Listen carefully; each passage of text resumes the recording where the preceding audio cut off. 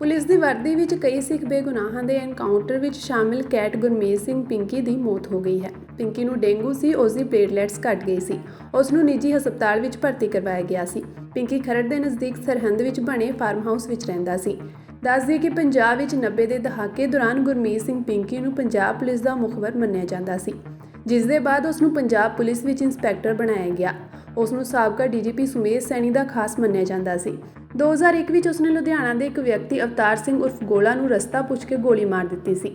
2006 ਵਿੱਚ ਪਿੰਕੀ ਨੂੰ ਅਦਾਲਤ ਨੇ ਉਮਰ ਕੈਦ ਦੀ ਸਜ਼ਾ ਸੁਣਾਈ ਸੀ ਅਤੇ ਉਸ ਨੂੰ ਨੌਕਰੀ ਤੋਂ ਡਿਸਮਿਸ ਕਰ ਦਿੱਤਾ ਗਿਆ ਸੀ। ਅਦਾਲਤ ਤੋਂ ਮਿਲੀ ਸਜ਼ਾ ਤੋਂ ਬਾਅਦ ਕੇਂਦਰ ਸਰਕਾਰ ਨੇ 1997 ਵਿੱਚ ਪਿੰਕੀ ਨੂੰ ਮਿਲਿਆ ਗਲੈਟਰੀ ਅਵਾਰਡ ਵੀ ਵਾਪਸ ਲੈ ਲਿਆ ਸੀ। ਹਾਲਾਂਕਿ ਤਤਕਾਲੀ ਬਾਦਲ ਸਰਕਾਰ ਨੇ 24 ਮਈ 2014 ਨੂੰ ਗੁਰਮੀਤ ਸਿੰਘ ਪਿੰਕੀ ਨੂੰ ਜੇਲ੍ਹ ਤੋਂ ਗੁਪਚੁਪ ਤਰੀਕੇ ਨਾਲ ਰਿਹਾ ਕਰ ਦਿੱਤਾ ਸੀ ਅਤੇ ਅਗਲੇ ਸਾਲ 6 ਮਈ 2015 ਨੂੰ ਮੁੜ ਤੋਂ ਇੰਸਪੈਕਟਰ ਦੇ ਅਹੁਦੇ ਤੇ ਨਿਯੁਕਤ ਕਰ ਦਿੱਤਾ ਸੀ। ਉਸ ਵੇਲੇ ਪੰਜਾਬ ਦੇ ਡੀਜੀਪੀ ਸੁਮੇਧ ਸਿੰਘ ਸੈਣੀ ਸਨ ਅਤੇ ਸੂਬੇ ਦੇ ਗ੍ਰਹਿ ਮੰਤਰੀ ਸੁਖਬੀਰ ਸਿੰਘ ਬਾਦਲ ਸਨ।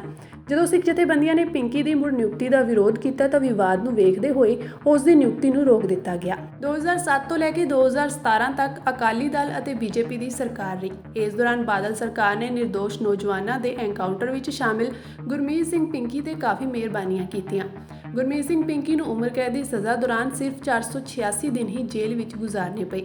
ਉਸ ਨੂੰ ਅਪ੍ਰੈਲ 2008 ਤੋਂ ਲੈ ਕੇ 2012 ਤੱਕ ਕਈ ਵਾਰ ਪੈਰੋਲ ਵੀ ਮਿਲਦੀ ਰਹੀ। ਮ੍ਰਿਤਕ ਅਵਤਾਰ ਸਿੰਘ ਦੇ ਪਿਤਾ ਮੁਤਾਬਕ ਮਈ 2009 ਵਿੱਚ ਪਿੰਕੀ ਨੂੰ 4 ਹਫ਼ਤਿਆਂ ਦੇ ਲਈ ਪੈਰੋਲ ਮਿਲੀ ਸੀ, ਜਿਸ ਨੂੰ ਉਸਨੇ 2 ਵਾਰ ਵਧਾਇਆ। ਉਹ 18 ਅਕਤੂਬਰ 2009 ਨੂੰ 143 ਦਿਨਾਂ ਦੇ ਬਾਅਦ ਜੇਲ੍ਹ ਗਿਆ ਸੀ।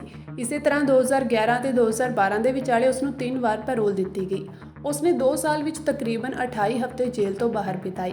ਮ੍ਰਿਤਕ ਅਵਤਾਰ ਸਿੰਘ ਦੇ ਪਿਤਾ ਹੈਰਾਨ ਸਨ ਕਿ ਆਖਿਰ ਪਿੰਕੀ ਨੂੰ ਆਸਾਨੀ ਨਾਲ ਪੈਰੋਲ ਕਿਵੇਂ ਮਿਲ ਜਾਂਦੀ ਹੈ। ਉਹਨਾਂ ਨੇ ਇਲਜ਼ਾਮ ਲਗਾਇਆ ਕਿ ਵੱਡੇ ਅਫਸਰ ਗੁਰਮੀਤ ਸਿੰਘ ਪਿੰਕੀ ਦੀ ਮਦਦ ਕਰ ਰਹੇ ਸਨ। ਇਸ ਦੇ ਖਿਲਾਫ ਪਿਤਾ ਪੰਜਾਬ ਹਰਿਆਣਾ ਹਾਈ ਕੋਰਟ ਵੀ ਗਏ ਸਨ।